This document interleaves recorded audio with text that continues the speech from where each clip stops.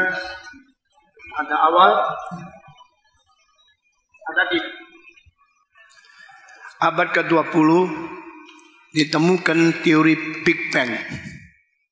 Big Bang merubah konsep dan paling sedikit mentandai ada titik permulaan.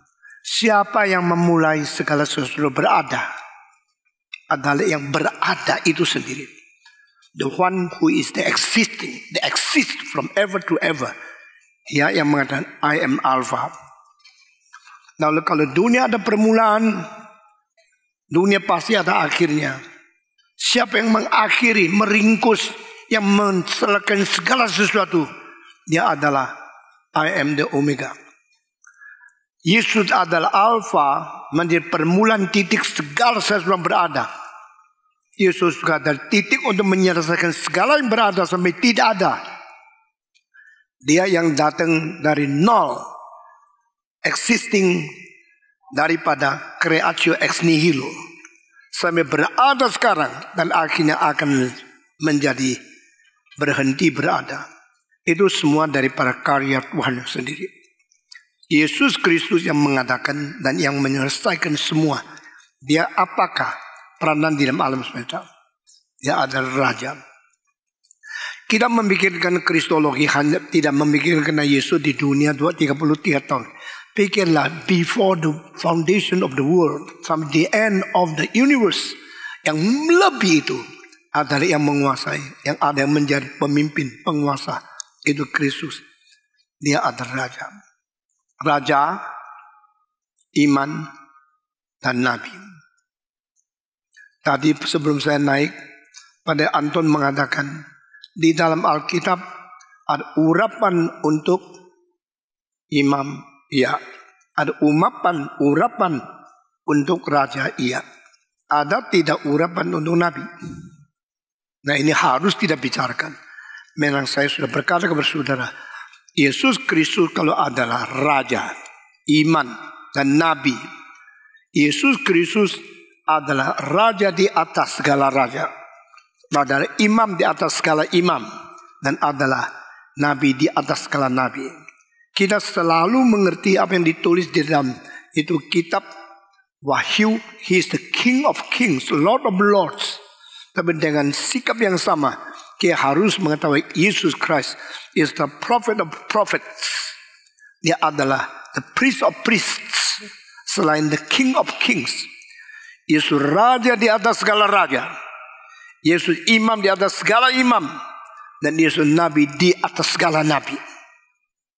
Lalu Alkitab mengatakan yang turun dan menjadi seorang raja harus hanya berada di dalam suku Yehuda.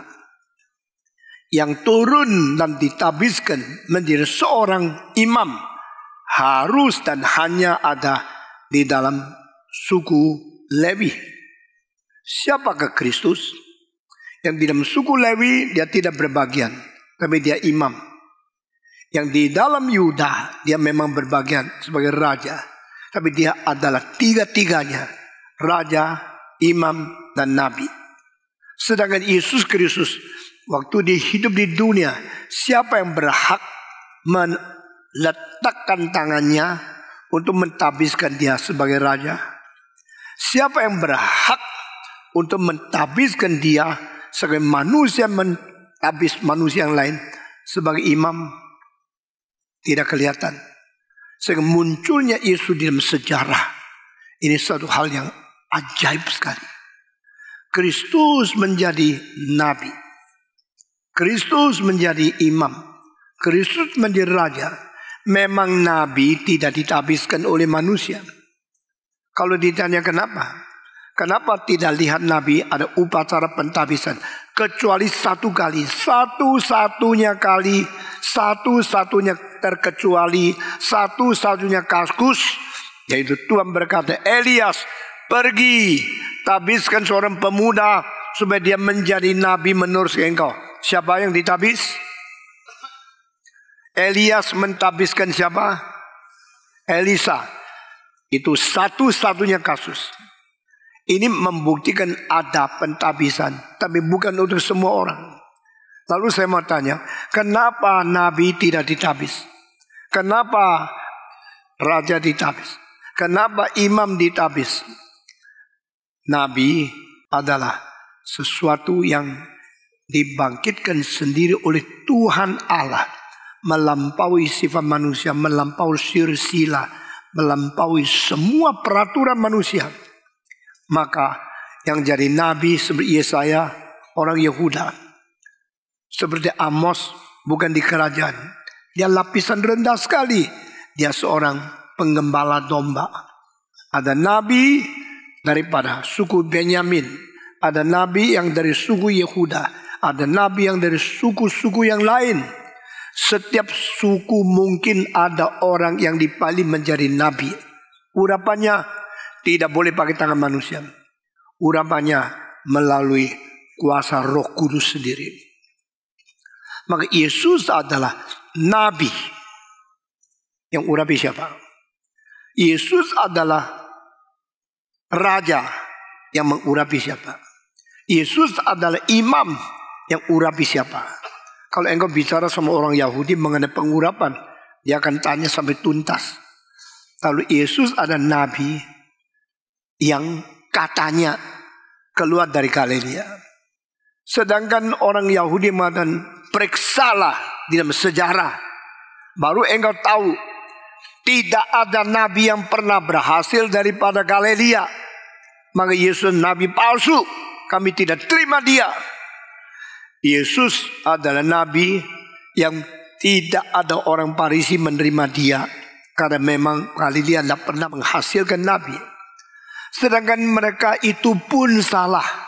Mereka mengatakan Yesus dari Galilea. Galilea tidak ada nabi. Coba periksa di sejarah, tidak pernah ada nabi yang hasil daripada Galilea. Maka mereka menolak.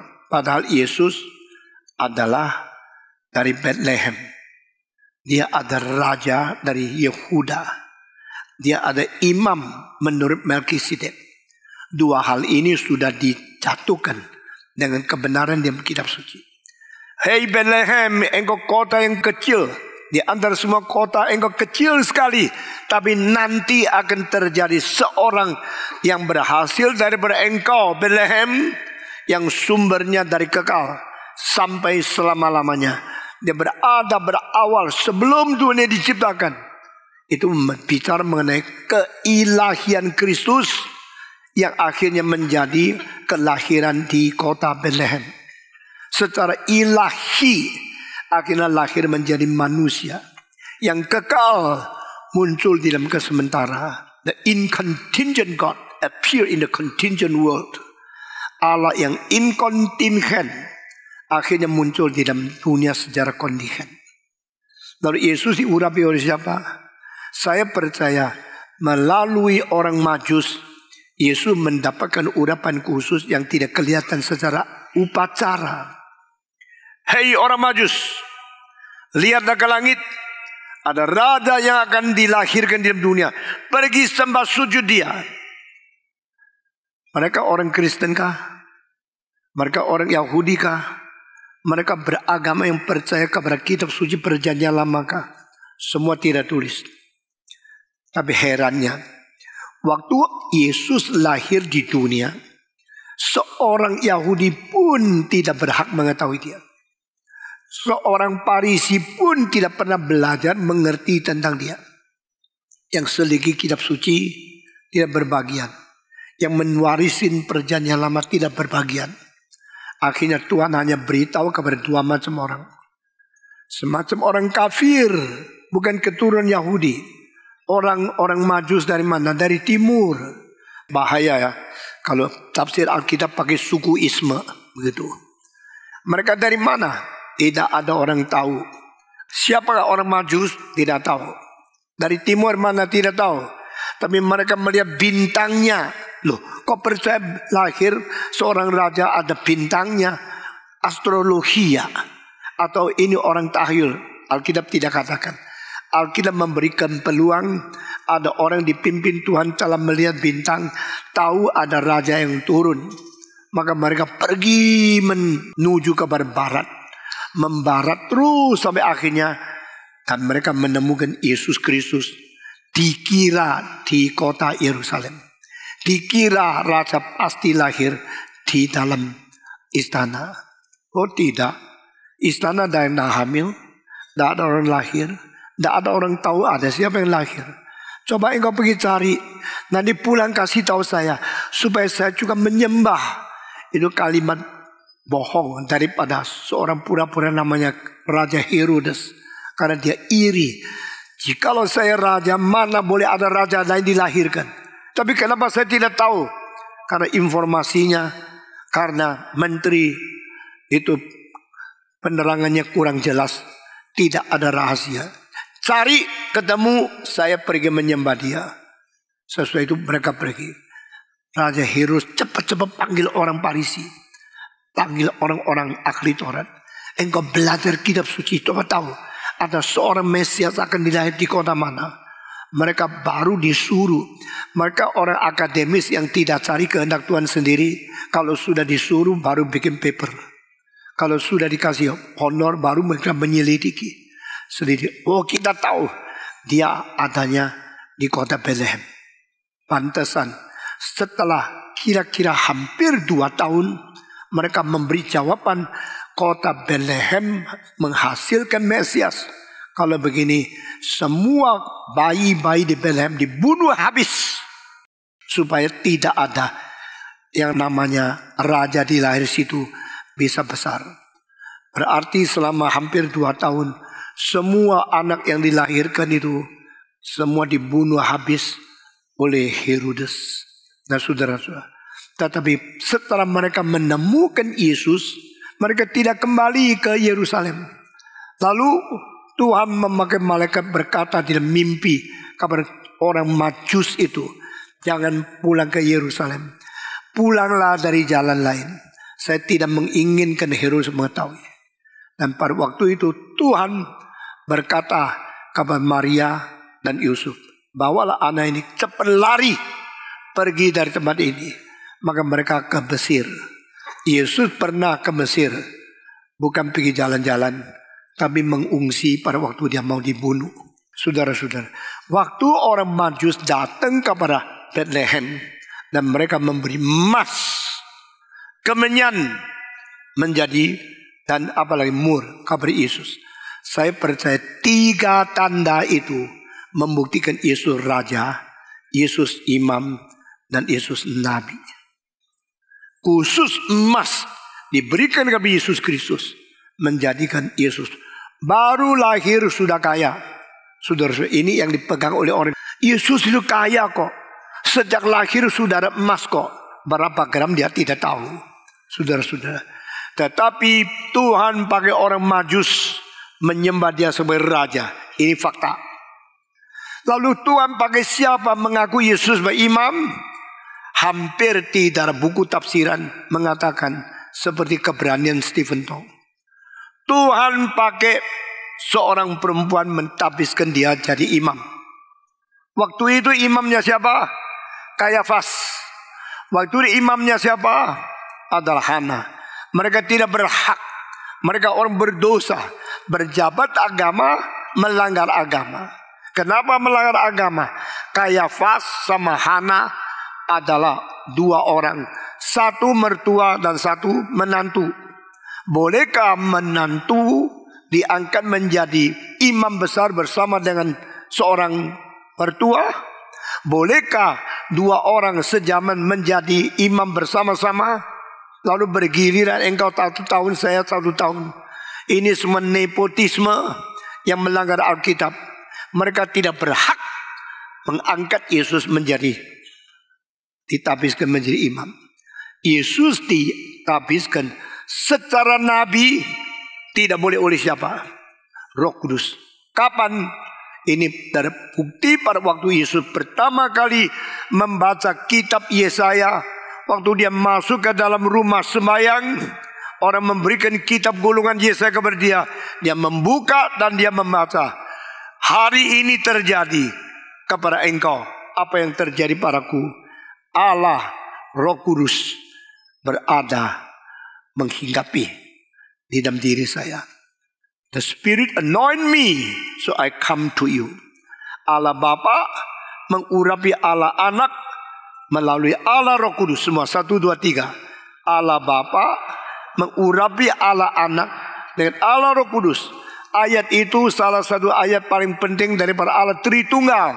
The Spirit of God is now anointing me and I come to you. Allah Bapa, Allah Roh Kudus, Allah Anak. Yesus menjadi nabi, mulai berkhotbah. Saya percaya inilah ayatnya. Yesus ditabiskan menjadi nabi secara langsung. Manusia tidak berbagian, manusia tidak berhak. Bagaimanakah dengan Yesus sebagai imam? Imam seperti Kayafas, imam seperti Hana tidak layak dan tidak pernah ada upacara mentabiskan dia. Tapi saudara-saudara, 1 minggu sebelum Yesus naik ke Golgota, terjadi ada seorang perempuan datang, yaitu mengurapi dia dengan minyak narwastu. Apa yang dilakukan oleh perempuan itu, dia tidak tahu. Dia cuma tahu, aku cinta Yesus, aku ingin mendengar khotbah Yesus. Setiap kali Yesus datang ke Betani, dia duduk di bawah Yesus, di pinggir kaki Yesus, tenang mendengarkan khotbah Yesus. Sedangkan kakaknya Marta sibuk-sibuk pagi pergi pasar, cari daging, cari udang, cari tahu, cari apa. Waktu Yesus sudah dekat, sudah berapa lama? Masih 5 kilo ya. Cepat-cepat masuk dapur, gongseng-gongseng, masa-masa. Dia menteri, bukan perdagangan, menteri restoran. Saudara-saudara, begitu selesai Yesus datang, dipapakan, oh Yesus, saya sudah sedia makanan, vitamin, nutrisi, gizi yang kau butuhkan. Karena kau melayani sini sana, berjalan sampai capek, silakan capo sekarang. Silakan makan makanan enak. Yesus mengatakan, hei Marta, engkau banyak hal sibuk-sibuk. Dan Marta mengatakan, tegurlah adikku, tidak mau bantu masak, cuma tahu dengar khotbah, cuma ikut seminar terus. Apalagi seminar kristologi yang dia ikut. Tapi Kristusnya tidak dijaga. Saya yang masak untuk Kristus, dia yang cuma dengar khotbah Yesus. Tegur dia. Yesus bilang apa? Kamu suruh saya tegur adikmu, saya puji dia. Tuhan mengatakan, dia sudah mendapatkan berkat yang paling tinggi, tidak mungkin dirampas oleh siapapun. Bukan seperti engkau yang hanya masak-masak untuk saya saja. Saudara-saudara, hari itu Yesus berada di Betani. Ternyata hari itu hari terakhir kali Yesus datang ke Betani. Kenapa terakhir? Sesudah itu naik Golgota kok. Dan hari itu terjadi satu hal. Si Maria yang sudah dengar khotbah, tapi tidak pernah menyatakan cintanya kepada Tuhan. Dia sudah diam-diam simpan uang yang kira-kira sama dengan nilai bekerja 1 tahun tidak pakai uang. Semua disimpan, semua dikumpulkan. Dan satu hari dia jalan kaki sendiri pergi toko parfum, toko minyak wangi yang paling mahal. Dia pakai hadiah uang atau sama dengan 1 tahun kerja. Semua uang tidak dipakai untuk beli minyak wangi narwastu. 1 botol minyak narwastu sama dengan gaji seorang bekerja berat 1 tahun. Dia simpan. Ini minyak narwastu bagi waktu itu adalah minyak yang paling tinggi harganya, paling nilai yang paling tinggi untuk seorang wanita yang siap untuk nikah. Ini kalau dia nikah, dia tuangkan badannya, wanginya, semua orang pesta boleh menikmati. Dia bukan untuk sendiri. Hari itu dia lihat Yesus datang. Dia pecahkan botol minyak narwastu itu mahal. Waktu itu bisa bikin botol yang begitu mahal untuk minyak narwastu yang begitu bernilai. Itu ada teknologi yang tinggi sekali. Dipecahkan. Waktu saya masih umur 12, seorang pendeta namanya Andrew G. Dia seorang penginjil besar di sejarah Tiongkok. Dia berkhotbah. Kenapa botol itu dipecahkan? Karena Maria tidak ingin menyimpan apa dari sisa-sisanya dia punya persembahan. Everything for Christ, nothing left. Tidak ada sesuatu yang menjadi ingatan. Aku pernah memberi persembahan. Ini coba botolnya. Botol ini kosong karena minyaknya sudah saya pakai untuk Yesus Kristus. Dia begitu mencintai Tuhan sampai tidak ada bekas, tidak ada sisa, tidak sesuatu yang dia boleh simpan menjadi tanda. Semua untuk Tuhan. Hari itu dia begitu pecahkan. Waktu wanginya sudah melanda seluruh rumah itu. Seorang dari Rasul Yesus, namanya siapa? Yudas, marah, berdiri, pecah. Yuk pecahkan minyak itu. Jangan dipecahkan. Itu dijual, bisa mendapatkan 30 dinar perak. Lalu serahkan saya, karena saya adalah majelis bagian keuangan. Sesuai itu saya akan bagikan ke orang miskin. Bisa menolong orang miskin banyak sekali. Kelihatan dia sangat mencintai orang miskin. Kelihatan dia seorang bisa mengelola orang yang baik. Tapi Yohanes tulis di dalam kurungan. Dia mengatakan ini bukan karena dia mengasihi orang miskin, karena dia suka mencuri uang di dalam kas gereja. Saudara-saudara, dari hari pertama kas gereja sudah menemukan maling. Selama sejarah 2000 tahun banyak kas gereja yang tidak setia untuk keuangan. Saudara-saudara, Yesus Kristus mengizinkan ini terjadi untuk membuktikan barang siapa mengelola uang Tuhan dan tidak setia, akibatnya adalah bunuh diri. Ini jangan main-main, semua ajaran Alkitab. Tapi saya hari ini mau mengatakan, apa hubungan Maria mentuangkan minyak itu kepada Yesus Kristus dengan Yesus sebagai imam? Orang-orang tafsir tidak berani katakan. Saya memberanikan dia mengatakan, Tuhan pakai Maria dari Betani mentabiskan Yesus sebagai imam. Patong berani betul ya. Dari mana bukunya teologi? Kok berani mau begini? Yesus berkata, Yudas, jangan mencela dia, jangan mengkritik dia, karena apa yang dia kerjakan adalah untuk kematianku. Apa yang dituangkan hari ini minyak narwastu adalah mengurapi saya, karena saya mau mati di atas kayu salib. Yesus mati di atas kayu salib sebagai raja, atau sebagai imam, atau sebagai nabi? Jawab. Yesus mati di atas kayu salib sebagai apa?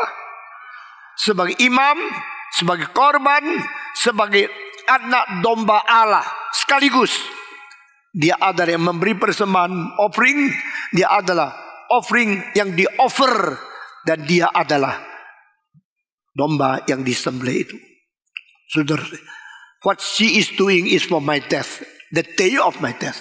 Yang dikerjakan oleh Maria Betania ini dikerjakan bagi aku hari aku mati. Berarti dia memberikan pelantikan tabisan untuk seorang yang mati menjadi imam mengganti seluruh dunia. Saudara-saudara, itu sebab Yesus adalah nabi, diurapi oleh Roh Kudus. Buktinya hari dia bicara kepada orang kapal. Yesus adalah raja, dia adalah raja, dan dia diurapi melalui satu upacara tidak resmi. Orang Majus datang kepada dia. Yesus adalah imam, ditabiskan oleh seorang Maria dari Betani. Di dalam hal ini saya menyinggung dua hal lagi. Pertama, apakah hubungan perempuan yang lain yang dua dipakai oleh Tuhan luar biasa? Kedua, apakah hubungan seorang lain yang pernah letakkan tangan atas Yesus Kristus? Yang pernah meletakkan tangan atas Yesus Kristus hanyalah Yohanes Pembaptis. Semua Yohanes Pembaptis. Waktu dia mentabiskan Yesus melalui baptisan. Saudara-saudara, di sini yang penting bukan upacara baptisan secara air. Karena dia mengatakan, saya hanya membaptiskan dengan air, tapi yang datang belakangan dari saya, dia akan membaptiskan engkau dengan Roh Kudus. Itu sebab jangan lupa, kalau kita menamakan dia Yohanes Pembaptis, kita harus menamakan Yesus Pembaptis. Dan Yohanes Pembaptis hanya membaptis pakai air. Itu upacara. Itu adalah suatu liturgi yang tidak lebih penting. Karena yang penting adalah dibaptiskan oleh Roh Kudus, baru dosanya diampuni, baru kita betul-betul menjadi anak Allah, baru betul-betul kita menjadi orang Kristen yang sejati. Saudara-saudara, semua istilah yang penting-penting sekarang sudah diselewengkan, sudah disalah tafsir, sudah dianggap begitu salah dan berbeda oleh orang-orang yang tidak mengerti kitab suci. Apa artinya dibaptiskan Roh Kudus? Apa hubungan dengan baptiskan oleh air? Baptiskan air bisa mencucikan dosa manusia? Tidak. Baptisan Roh Kudus itu baru membersihkan hati manusia? Iya. Baptisan Roh Kudus kapan terjadi? Yaitu setelah engkau sudah dibaptiskan air, lalu engkau bisa karunia lidah. Itu baptisan Roh Kudus. Ini semua adalah pemaksaan yang tidak ada dasar Alkitab, melalui ayat-ayat yang coba dijatuhkan satu berlain secara paksa dari kemauan manusia. Baptisan Roh Kudus adalah pembersihan daripada Roh Kudus dengan memakai darah Yesus Kristus yang mati bagi kita. Dan saat itu kita diperanakan pula. Baptisan Roh Kudus sama dengan peranakan pula secara rohania. Tidak ada upacaranya dan tidak ada buktinya. Kalau dibaptiskan Roh Kudus baru bisa berbicara bahasa lidah. Saya kira setelah berapa kali kristologi, datanglah seminar mengenai pneumatologi, seminar Roh Kudus, untuk mengkoreksi semua kesalahan kita di dalam 30 tahun yang akhir. Doktrin Roh Kudus dikatakan secara tidak bertanggung jawab oleh banyak orang di seluruh Indonesia. Saudara-saudara, lalu waktu Yohanes Pembaptis mentumpangkan tangan, Alkitab mengatakan Roh Kudus turun ke atas Yesus Kristus. Langit terbuka 2 kali. This is my only son, and listen to him. Ini anakku yang kukasihi, dengarlah oleh kamu kepada dia. 2 kali mengatakan Yesus disaksikan oleh Allah. Dan hal ini baru dibuktikan di dalam 1 Yohanes pasal 5 ayat 9. Jikalau kita telah menerima kesaksian dari manusia, kesaksian Allah harus kita lebih menerimanya. Karena kesaksian Allah lebih besar dari kesaksian manusia, dan kesaksiannya adalah untuk anaknya yang tunggal. Sudah baca di 1 Yohanes pasal 5 ayat 9. If we have already received the testimony of man, kita mesti lagi terima the witness from God for his own son. Allah Bapa memberikan 2 kali kesaksian langsung khusus dengan membuka langit, bersuara keras berkata, ini anakku yang kukasihi, taatlah kepada dia. 1 kali Yesus dibaptiskan. 1 kali Yesus transfigurasi, di mana Musa sama Elias datang mendampingi dia. Tapi ini 2 hal. Apa hubungan dengan nabi, imam, dan juga adalah raja? Saudara-saudara, sekali lagi, Yesus sebagai raja diketahui pada waktu orang Majus datang. Yesus diberikan 3 macam kemenyan, lalu mur sama emas. Ini membuktikan satu jabatan 3 fungsi. Dan Yesus ditabiskan menjadi imam, khususnya memakai perempuan. Ada lagi hubungan yang lain nanti saya katakan. Dan Yesus ditabiskan menjadi imam saat sebelum dia mati. Hari itu kalau Maria tidak mentabiskan Yesus, dia juga tidak tahu dia berhak mentabiskan. Dia juga tidak rasa dia tabiskan. Ini tafsiran saya yang saya sangat teliti kepada kitab suci. Saudara-saudara, kalau hari itu dia ragu-ragu, lain minggu aja lah memberi persembahan, tidak usah sekarang lah, tidak ada kesempatan lagi. Karena Yesus kali itu datang ke Betani untuk terakhir, sesuai itu naik ke atas kayu salib. Tidak ada kesempatan lagi. Kadang-kadang engkau mengumpulkan uang, mau menyerahkan diri menjadi pekerjaan Tuhan, engkau ragu-ragu, minggu depan. Siapa tahu sebelum minggu depan engkau memberi persembahan, Tuhan sudah datang, atau engkau lebih dulu sudah mati. Itu sebab Maria memakai waktu yang tepat the exact day, the right time. Begitu bertuan kepada Yesus. Tidak ada kesempatan lagi. Berapa hari kemudian, Yesus sudah naik ke Golgota. Marta masa terus banyak waktu. Maria mentabiskan dia hanya seru waktu. Dan ini kait dengan dua perempuan yang lain.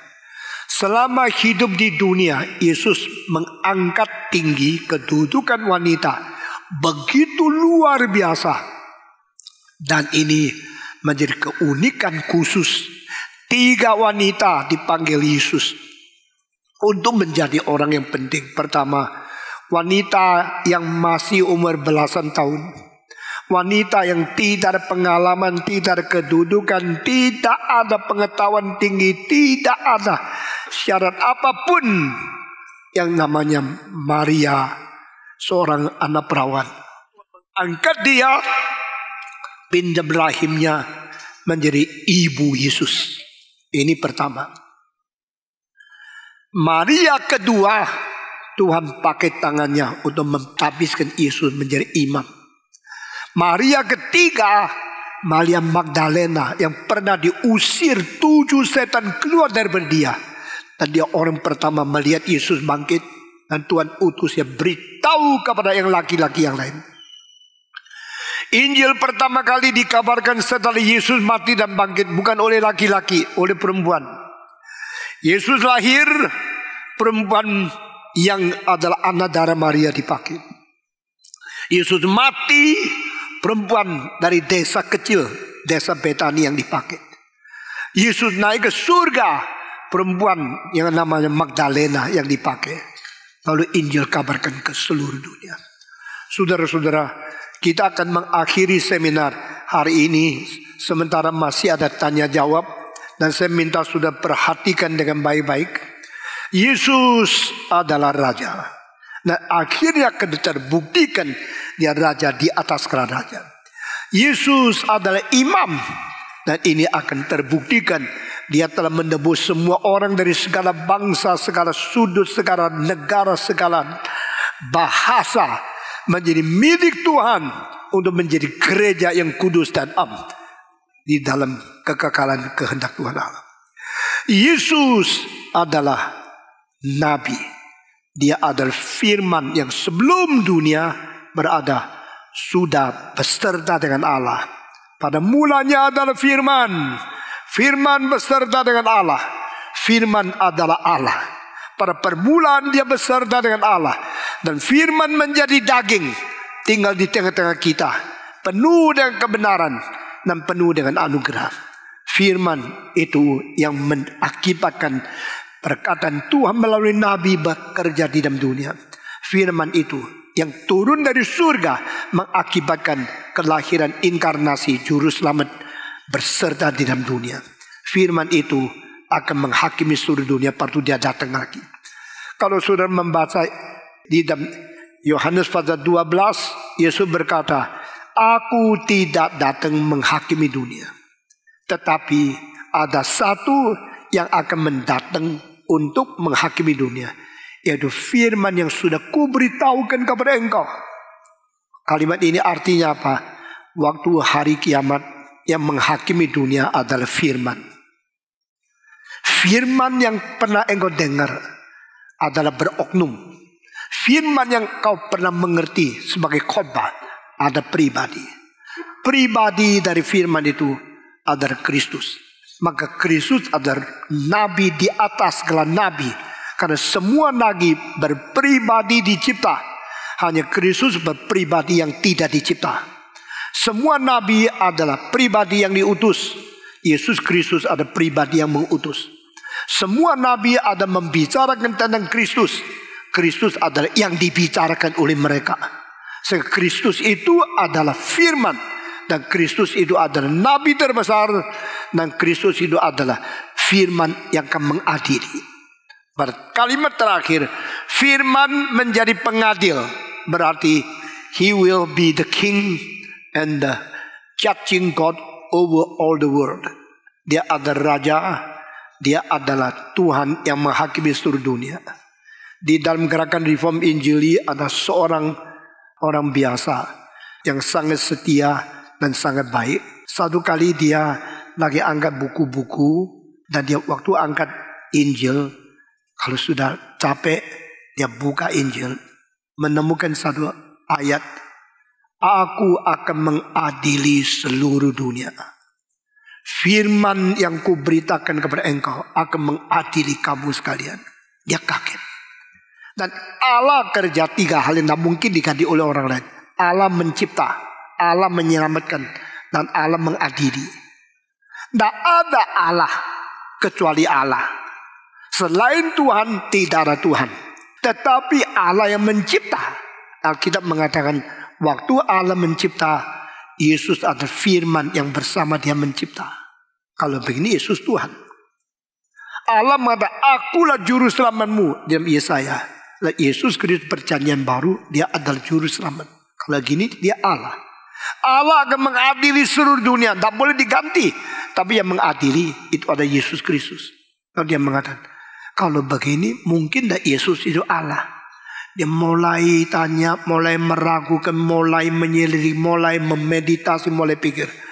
Akhirnya dia mendapatkan kesimpulan, kecuali Yesus Allah, tidak mungkin dia mengadili dunia. Mulai imannya tertarik menjadi orang Kristen. Lalu anaknya masih kecil, sama istrinya ada di Jakarta Selatan. Saya kalau pulang dia kasih tahu, saya melihat Yesus mungkin Tuhan Allah. Apa itu? Kamu kerja di gereja, imanmu goncang? Kamu sekarang percaya Yesus Allah? Tidak usah pegang saya, tidak usah sentuh tubuh saya. Mulai hari ini saya tidak lagi ngaku engkau sebagai suamiku. Nah saudara-saudara, cinta kasih Tuhan melalui gerakan ini membuat seorang yang dibuang oleh rumah akhirnya mengatakan, mulai dari titik kalau Yesus pada hari kiamat menghakimi seluruh dunia, pasti dia adalah Allah, pasti bukan hanya nabi. Dia adalah Tuhan, bukan hanya manusia.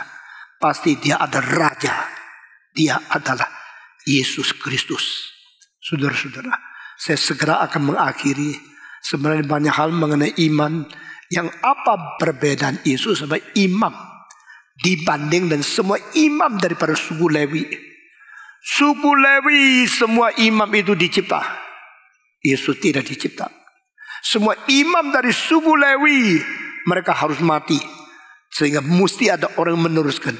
Yesus hidup untuk selama-lamanya, tidak perlu diganti. Semua suku Lewi adalah orang yang waktu memberikan persembahan korban bakar harus minta pengampunan dosa terlebih dahulu bagi dia sendiri, baru menebus dosa orang Israel. Yesus tidak pernah. Bukan saja demikian, Yesus ada imam yang akhirnya dia naik ke surga membawa darah pengorbanan dia sendiri kepada Allah Bapa untuk menjadi penebus engkau dan saya untuk selama-lamanya. He bring his own blood to the sanctuary in heaven to redeem your sin and redeem my sin. Yesus adalah Allah yang jelma menjadi manusia. Yesus ada imam yang mempunyai sifat di dalamnya ada kuasa ilahi. Yesus ada raja yang dilahir di Bethlehem, akhirnya menghakimi seluruh dunia. Yesus raja, Yesus imam, Yesus nabi. Kepada siapakah yang membandingkan dia? Adakah pendiri agama dari agama apapun yang mempunyai hak seperti ini? Adakah nabi di dalam agama yang lain yang mempunyai profesi seperti ini? Adakah orang lain di dalam semua jurusan pendiri agama, kebudayaan, filsafat yang mempunyai tugas 3 di dalam sesuatu jabatan? Kristus nabi, raja, dan imam. Kita bersyukur kepada Tuhan. Engkau ditebus bukan oleh darah domba, kambing, jantan. Engkau ditebus oleh darah Yesus Kristus. Tuhan memakai domba, lembu, binatang dan darahnya menjadi tinta untuk ikat janji dengan tanda tangan darah binatang. Dan itu perjanjian lama antara Allah dan Israel. Tuhan memakai darah Yesus Kristus, bukan darah binatang, untuk menjadi tanda tangan janji yang kekal, untuk berjanji dengan gereja Dan itu adalah darah Yesus Kristus yang berharga yang dialirkan di atas kayu salib. Behold the Lamb of God. Yang disebut domba Allah adalah singa Yehuda. Yang disebut paling lembut adalah paling berkuasa. Di dalam kitab Wahyu pasal 5, aku melihat ada singa Yehuda yang berdiri di situ. Dan dia bisa memakai kuasanya membuka semua meterai. Waktu itu Yohanes melihat teliti. Waktu dia mengatakan itulah singa Yehuda.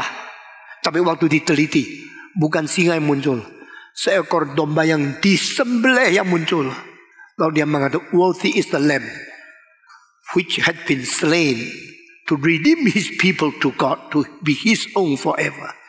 Yesus adalah singa Yehuda. Tetapi melalui proses menjadi domba Allah yang tidak bercacat celah, mati,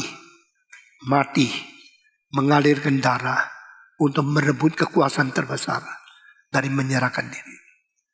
Terakhir, saya akan menutup dengan kalimat yang sangat berkuasa, yang sangat mempunyai martabat yang tinggi adalah namanya Lucifer, setan. Yang seperti Allah, tapi akhirnya iri kepada Allah. Lalu dia diturunkan menjadi setan.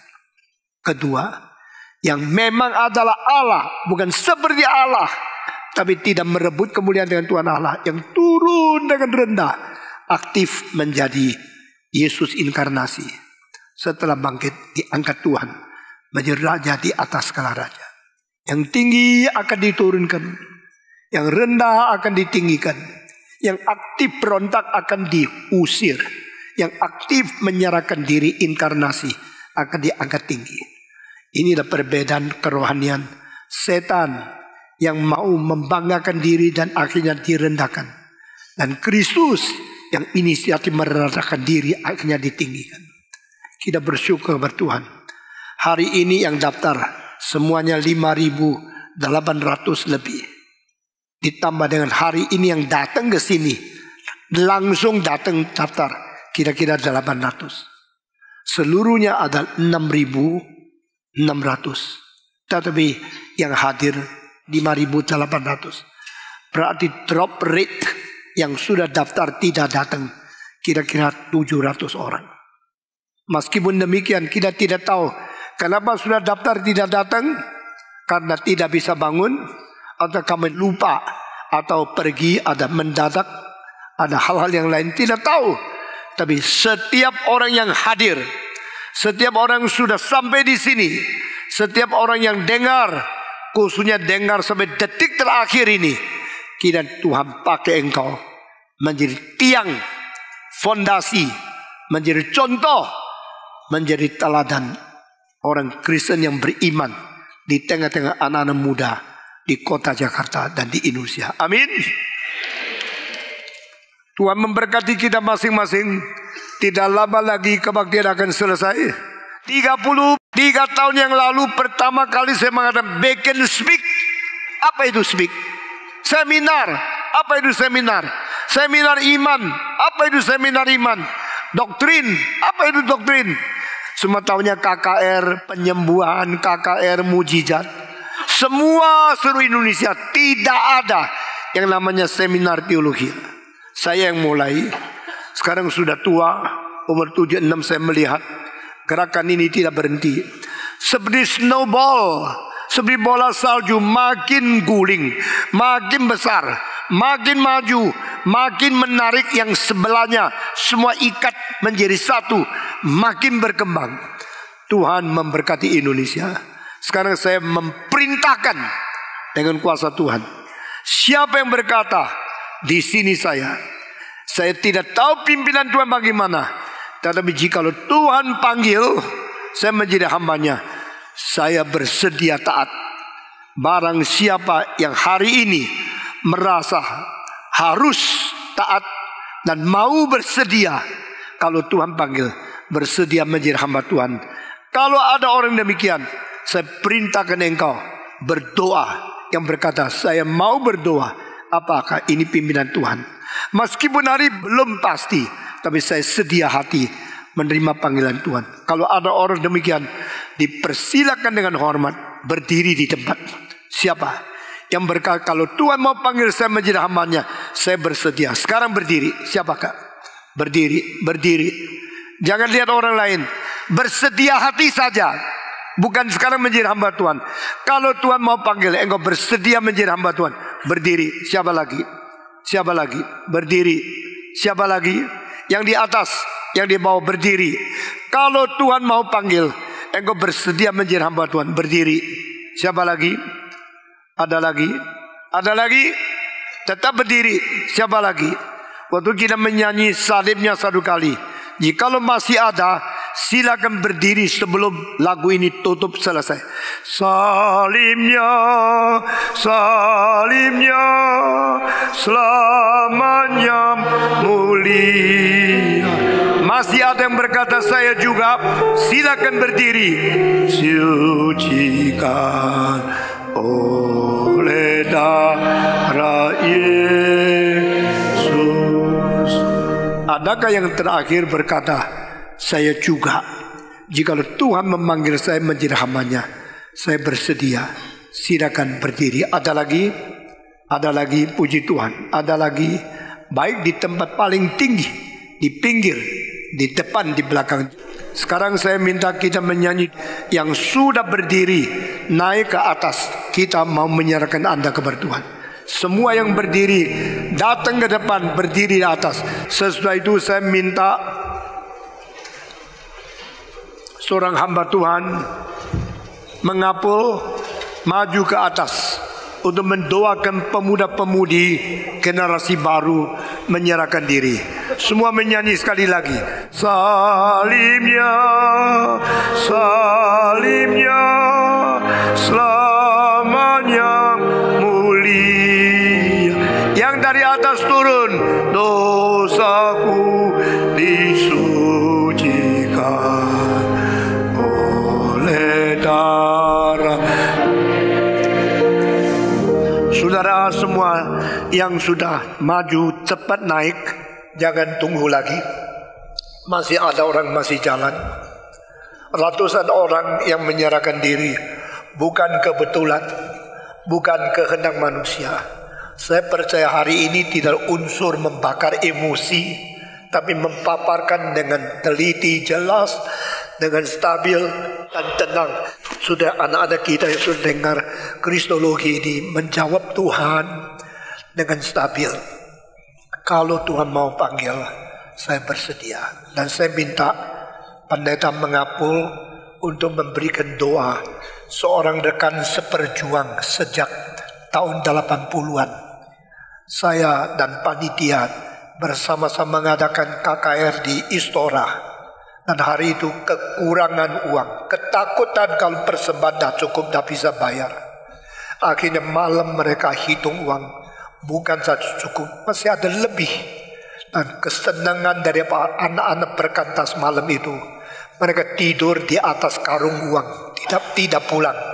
Waktu itu salah seorang panitia yang penting adalah pendeta mengapul.